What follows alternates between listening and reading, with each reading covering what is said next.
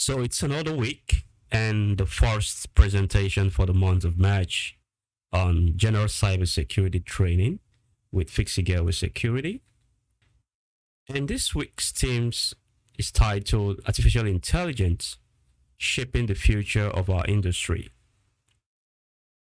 On this week, I'm going to start with a controversial statement that AI is not about to take over your jobs, our jobs as cybersecurity professionals. And hopefully, by the end of this presentation this week, you'll be able to have the proper information, or should we say, the guidance to get yourself well prepared on the new era and wave of cybersecurity that we are gradually, or should we say, drastically ushering in these various incoming years, starting with the year 2026. So before we talk about the whole thing that has been going on the industry, it is very important that we try our possible best to walk you down through the memory lane of how technology has evolved and how various humans, or should we say persons, has been able to adapt to this shift in terms of innovations and of course technological advancement over the years, or should we say over the decades, since we started, using technology as humans. A while ago, while I was still, doing my internship during the time I had my first degree, I remember vividly well I had this good auntie, or should I say an old woman that was very kind, and I had a very good relationship with her then, where we used to have good conversations. Okay.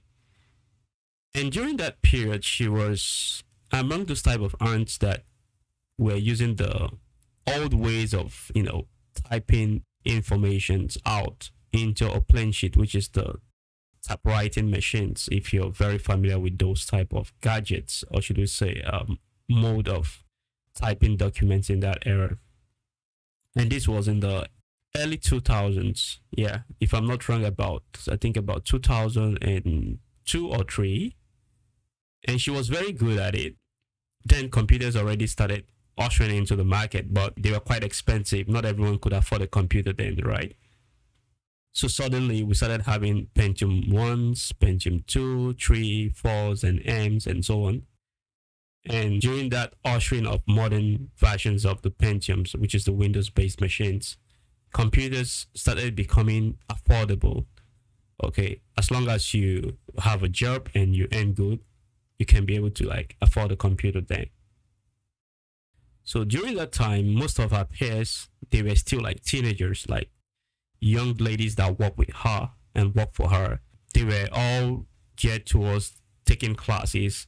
There was a time those classes were learning Microsoft Word, learning Microsoft Excel, and learning how to use Word documents, typing files.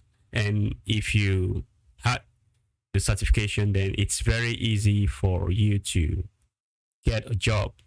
Okay, that was the era then. It's called, I think, desktop publishing or something like that. That was the course they target then.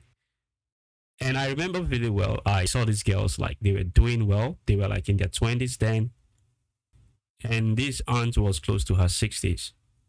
So I remember we had this random conversation. I was like, okay, aunt, this is the era of computers right now. Are you intending to replace your typewriting machines with new set of computers?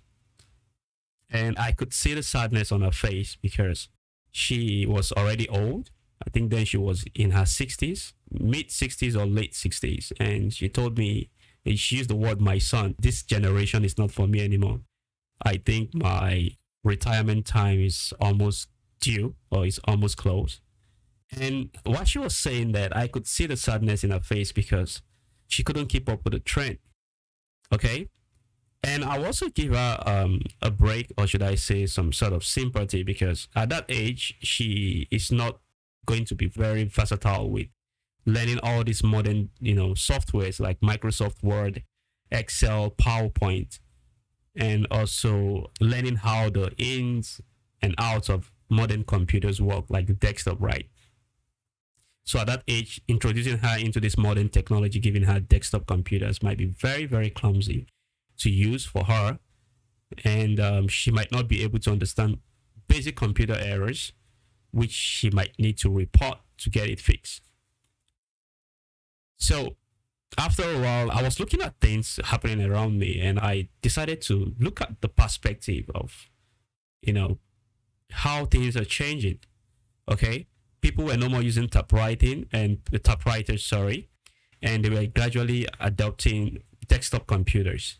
Okay, that same situation is what we're actually having right now in the era of AI.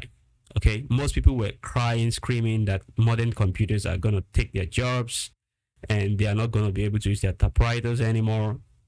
But that era of desktop computers ushered a new wave of investment opportunities, or should we say money making schemes. Okay, and what I mean by money making schemes is that at that stage when these desktop computers were introduced, you could notice that business opportunities came out. Okay, you have people who started venturing into supply chain, where they have to, like, import these desktop monitors and sell them to people who need them. You have these people who are also good at fixing Pentium computers. They focused on that niche. And you have people who also sell keyboards. Okay, they became a distribution model whereby if you need computers, you can contact them because they are very good at selling good products that has good standards. Then you have others who are very good at the technician aspect of computer, which means, like, if your computer is overheating, they know what the problem is. If it's the fan is bad, if the RAM needs to be replaced, and so on. And all those things started happening after the desktop computer, was introduced. Unlike the era of the typewriting machines, where we had only limited options of only those who can service a typewriter or replace the ink, just the tape that rolls while you type, can only, have a job, and those who use the typewriting machine. So the market was saturated during the typewriting machine era. But during the era when computers were introduced, lots of opportunity were made available, not just to sales, but also to technicians. And of course, we now move into the era where people started selling softwares. Okay, although in a bad way, it was pirated softwares, but people started venturing into various aspects of the industry. Okay, so then you can get a CD plate and buy a software with the cracked versions or the cracked software versions of the original, and then war on piracy was not that too deep or too rampant, so people can do such and not get penalized or sued. So that era of computing, became a new way or a new opportunity for people who are really, dynamic in nature to adapt to trends, to move into that new era, and of course start specializing on what they are good at. So when I mean specializing on what they are good at, for those who are good at sales, they started importing and selling these computers. For those who are specialized in desktop setups, so they became technicians that when you buy this desktop, you have to pay them to set it up for you. And for those who are specialized in fixing computers when they're faulty, that became a niche, a kind of a market strategy as well. And finally, for those who are into software sales, they became a niche as well. You buy software, and if you don't know how to install the software, you also have to pay them a fee, okay, for them to install this software for you. So you see, while the era of the typewriters generation were screaming that computer or desktop computers were about to take over their jobs, a myriad of opportunities were open during the ushering of desktop computers. Okay, so now connecting the dots is that this era of AI is about to usher unlimited opportunities. Okay, but if you're stuck in the old ways of doing things or the traditional ways of doing things, then you will be left behind because you feel that anything that threatens your natural state of mind to, further learn something new, it's not worth venturing into. And a mindset of such nature would never achieve anything, very unique, or should we say very outstanding in terms of newer innovations arising. Now, you should have the clarity of mind of what you want to do in this new era, or should we say in this new generation of tools. Okay? For example, if you also look back the era of desktop computers as well, you realize that then we had endless opportunities of how data are stored. During that era, we were more very acquainted with floppy disks. Then subsequently, we started having CD-ROMs, and this is where you have to use the narrow burner, if you're very familiar with narrow burner, then to burn files or softwares onto a disk. And then we had the normal CD, and we also had the DVD. So basically, the distinctive variations, or should we say properties between these two, is that for the CD, it has a limited storage capacity, while the DVD had at least, I think, up to 4 gigabytes or 8 gigabytes of storage capacity to store data. But these were like the traditional method, or should we say the legacy ways of storing data then. Okay. And during that era, you have to like focus on ensuring that these CD-ROMs are properly kept safe, because a scratch on the surface will render the data stored on those CDs useless or invaluable, because the CD-ROM will be unable to read those CDs whenever you insert them back into the computer. Now, this flaw in this method of storage concept led to the introduction of thumb drives and SD cards. So SD cards are like the little memory cards you have where you can put it inside your phones, during the eras of Symbian phones, like Nokia, Sagem, Alcatel, and so other many brands like that. And you can store music on these memory cards and play them on these phones. You can also store documents on these memory cards. And using a card reader, you can take it to a business center and print your documents that you saved on these SD cards. However, during that same era of SD cards, people who were selling CDs and floppy disks were saying, oh, this is going to crash our business. They cannot keep up. But the intelligent ones were very smart enough to move into that dynamic era of, this legacy storage method of keeping files safe. And they started importing these SD cards and these thumb drives and selling them. Okay. So though DVD was not in use anymore, but it was still partially needed, but not like as much as the SD card and the USB, or also known as the thumb drive. Okay. So at each intervals of technological transitioning, the intelligent ones were always taking time to put their money into the new innovation and investing in that to continue the process of being in the line of business of technology. Okay? Then as time goes on, the ultimate innovation now came out, and that ushered us into the era of personal computers. And when we got that era of personal computers, everything changed. Okay, so people do not need to like go to business centers because they could not afford computers then, even though they were affordable, but not like extremely affordable, to have a computer. So now the era of personal computers, which is the laptops, came out, and now everyone can easily purchase a computer, or at least save enough to get a computer. So instead of walking up to a business center to type my project or my documents, I can type it at the comfort of my home, put it in a thumb drive if I don't have a personal printer, and of course walk into those shops and tell them I want to print this document. So you can see that at each interval of transitioning, there was always opportunity created.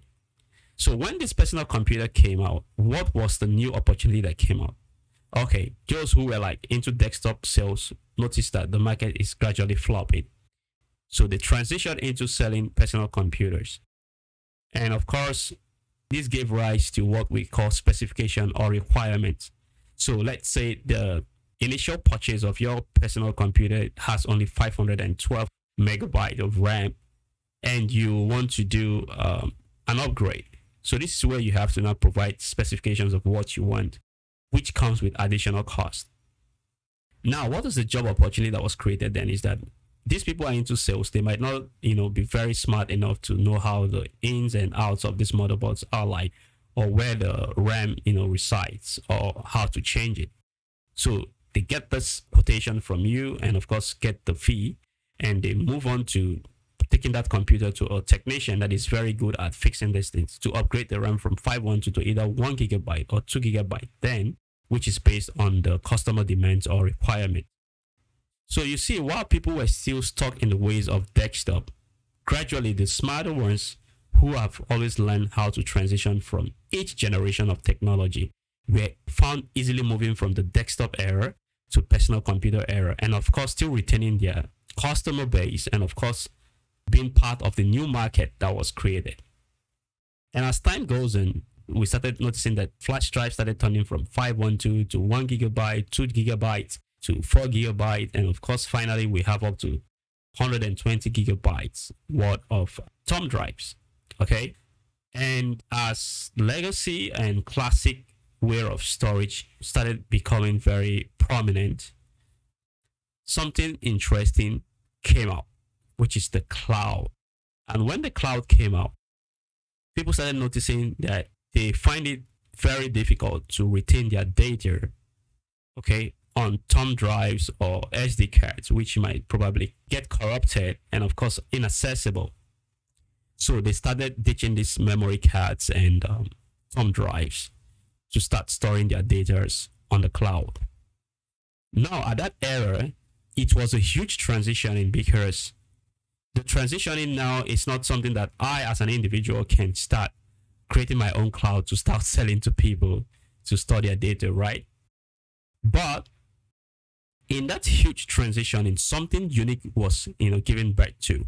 We started seeing organizations such as Microsoft introducing what we all know as Active Directory. So when you talk about Active Directory, you now learn something about domain joined devices, how this can, integrate to the cloud, how you can create your own on-premise cloud, create the files sharing system method, and how computers or hostname in that organization can join this various file sharing system to access corporate data that were stored in them. Okay, so in this huge transitioning, it's now over for those who were like craftsmen or handsmen who are just into sales and purchases. This is where the era of those who are skillful or those who have the full background of education can really make it. So what now happened? People started taking courses on Microsoft, learning how Active Directory works, how to set up a Windows server, how to do a lot of stuff on the cloud. Okay, so this drastic change doesn't require you to be on any technical side in terms of hands-on physical infrastructure. We're now seeing ourselves transitioning to the software side or the digital space of hands-on, where you have to know how things work, how to set up things, how to configure things, and of course, run those things effectively without making them exposed to the public internet, or we say the right term, which is called being vulnerable, on the public internet. So this transitioning became a new wave of technological advancement, and other organizations such as Oracle, Google, and other platforms started joining the cloud initiative and innovation as well. So this new era became a choice of demanding people who have foreground education, of course certifications as well. So during this era, we now had different types of professional skill set required. Like you want to be a cloud architect, you want to be a cloud security expert, you want to be a cybersecurity expert, you want to be a penetration tester, you want to be an auditor, and so on. Okay, so this is what this new era of cloud gave birth to. Opportunities, endless opportunities. So in this era, you have the choice of looking at a specific profession in IT and decide this is this angle of this profession I want to venture into, and I will see to it that I have the skill set, get the certification, and of course get a good job to demonstrate my skill set, and of course earn some amount of money while demonstrating.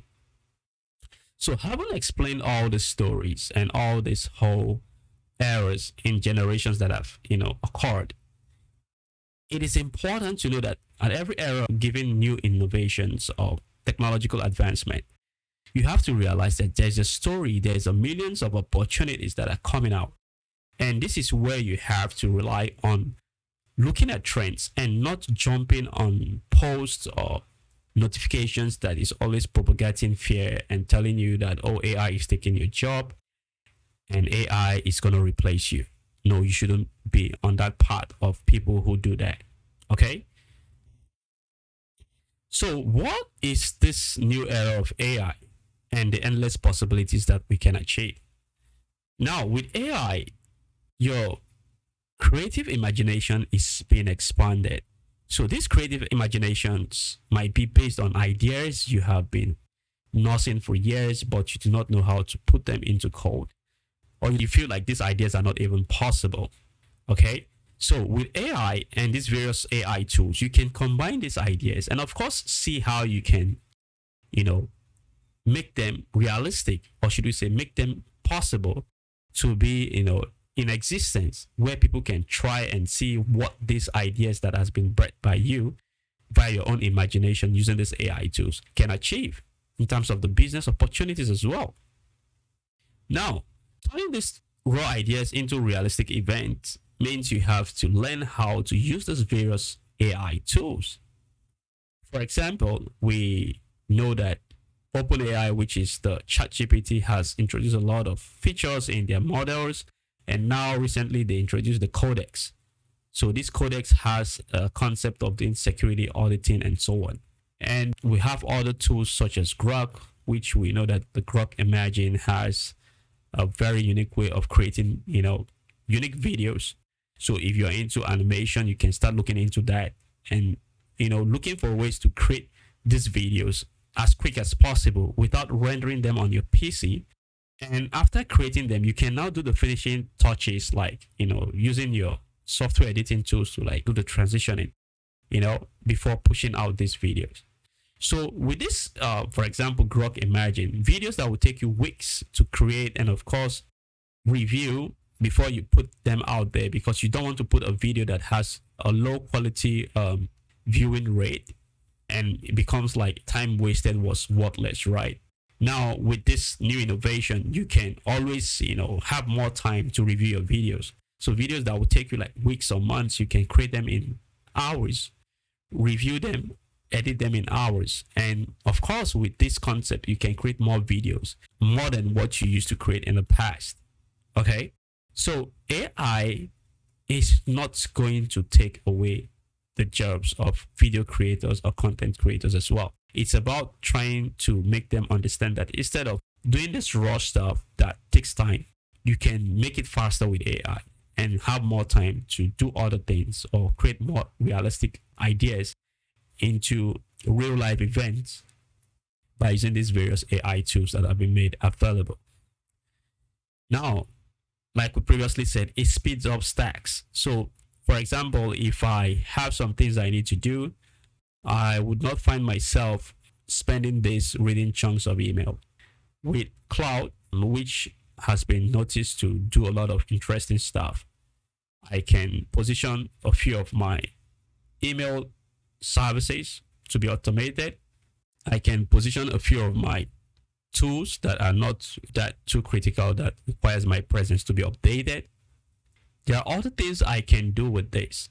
But at the end of the day, I find myself doing more tasks productively weekly than what I used to do monthly. Okay. And knowing the skill set is very important, because when you finally start looking for a job in this new era, most organizations will be looking into your ability to understand and use AI, the security features as well, and the weaknesses that exist within them, and as well how to effectively, combine these tools to be more productive. Okay, because now we're in the era of speed rather than accuracy.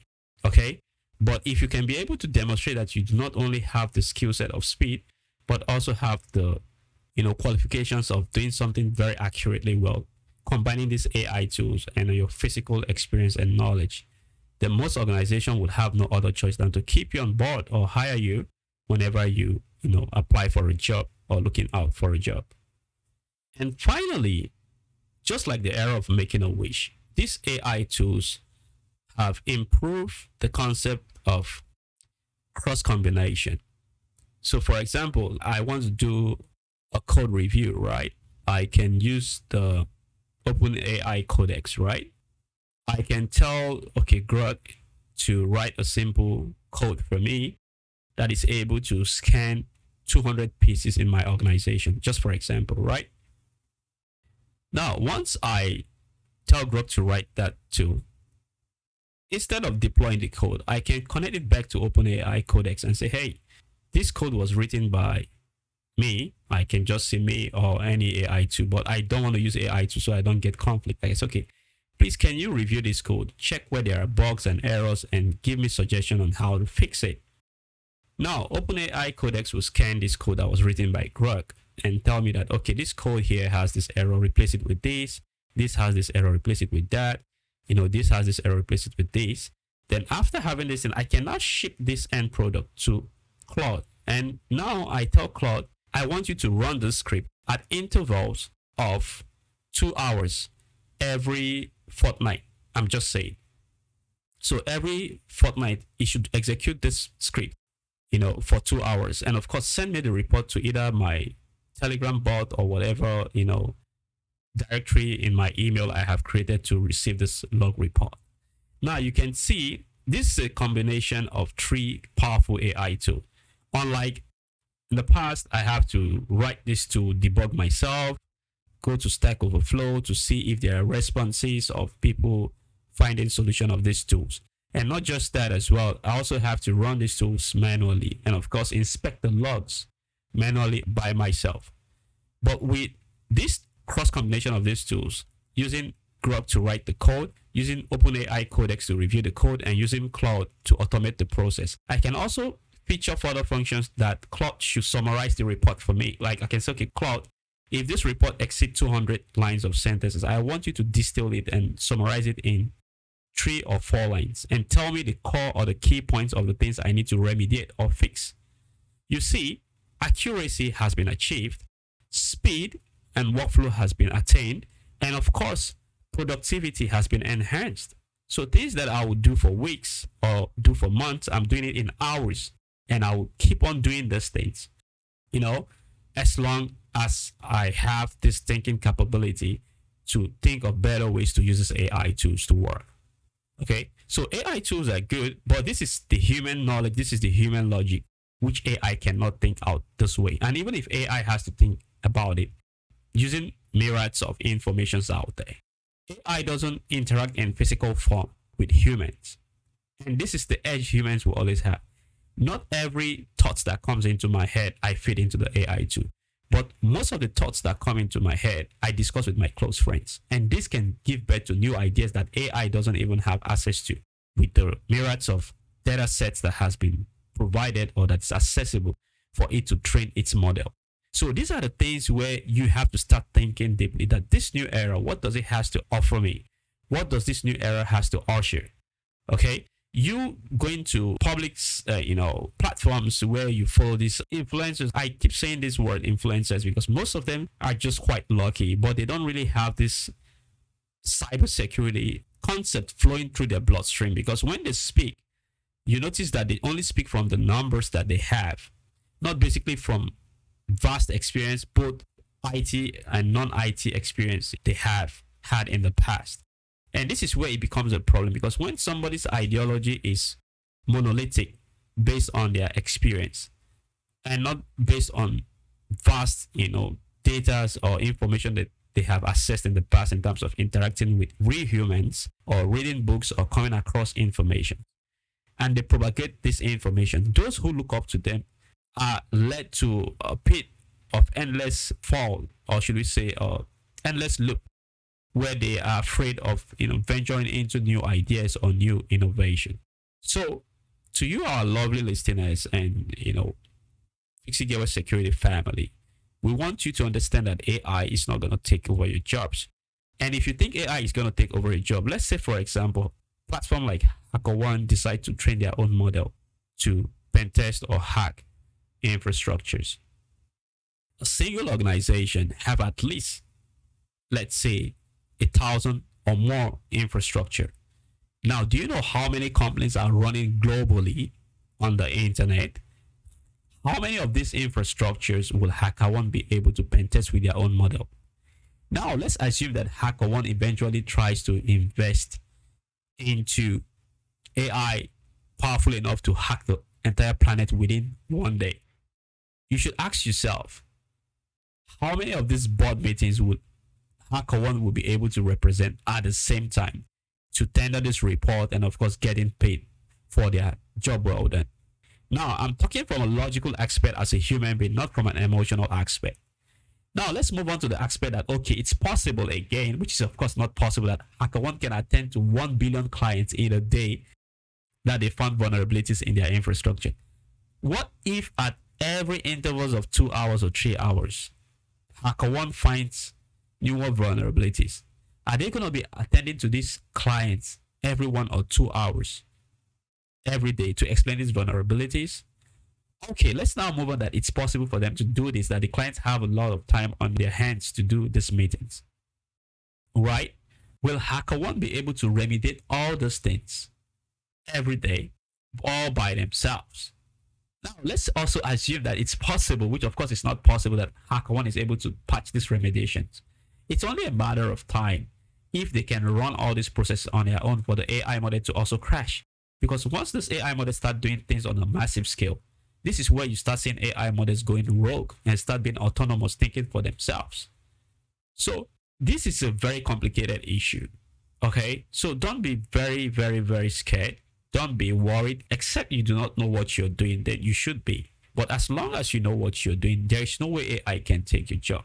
And even at that, let's say HackerOne can achieve all these things all by themselves. You think the government will not put sanctions to restrict such possibilities?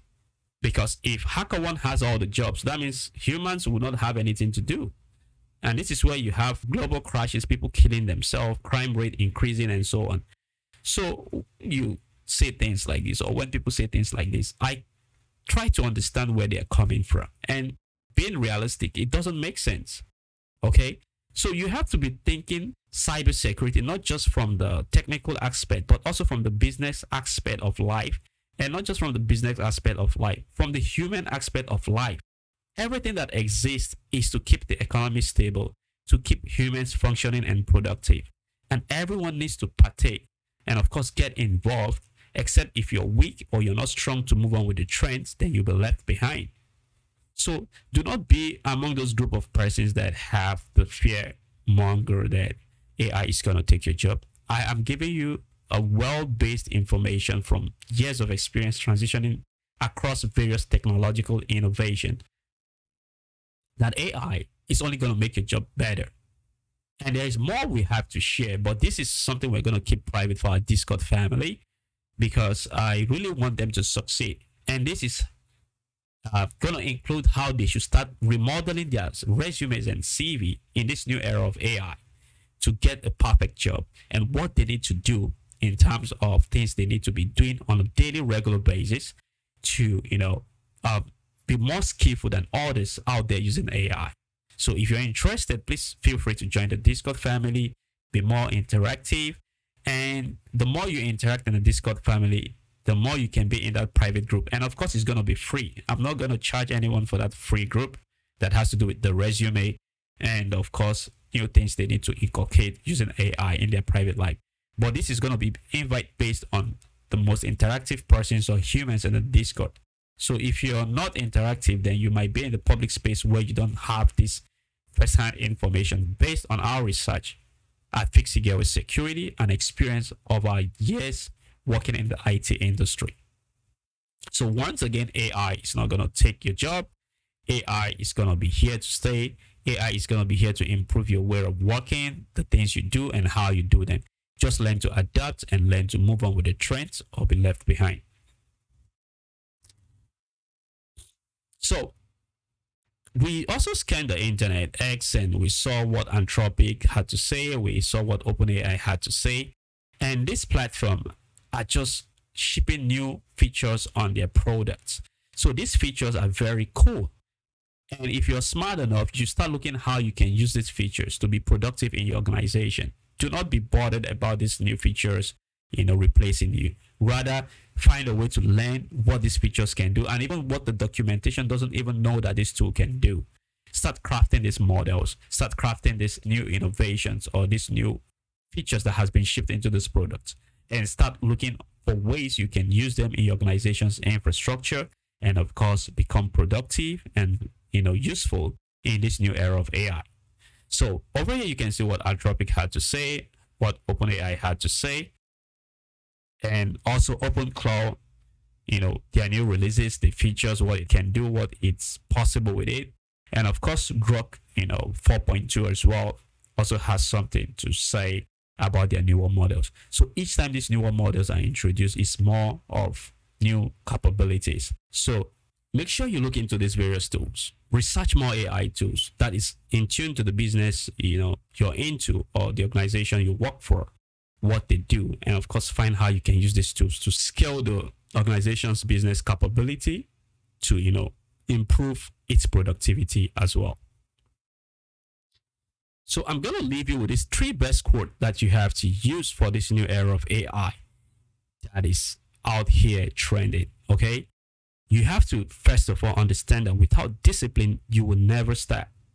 Okay. So you have to have the discipline to understand that this is AI, it is here, and you have to start using it. And of course, without consistency using these tools, you will never finish. So you will never understand how these tools work and how you can improve your work-life productivity in every organization you find yourself in. Okay. And of course, the second quote is that of Steve Jobs. It says that let's look at what others are doing and do it differently. So out there, a lot of people are using these AI tools, doing a lot of stuff. There is something these AI tools can do nobody knows. Okay. So sit down, look at what others are doing, and start thinking of how you can do it differently that makes you stand out. Okay. Don't rely on what has been made by others. Sit down, craft your own concept, craft your own ideas, and start working on them. And finally, I'm going to leave you with this quote from Bruce Lee, a famous known martial artist. It says, "Be like water, my friend. If you put it in a teacup, it's going to take the shape of a teacup. And if you put it in a teapot, it's going to take the shape of a teapot." This has to do with adaptability. In whatever situation you find yourself, learn to adapt, learn to take the shape, learn to take the form. And there's a famous African adage that says, when you're at Rome, behave like the Romans. When you're in Africa, behave like Africans. And wherever you're in Europe, behave like Europeans. So now you're in the era of AI. Behave like people who are interested in using AI to scale their products. Until next time, see you and bye for now.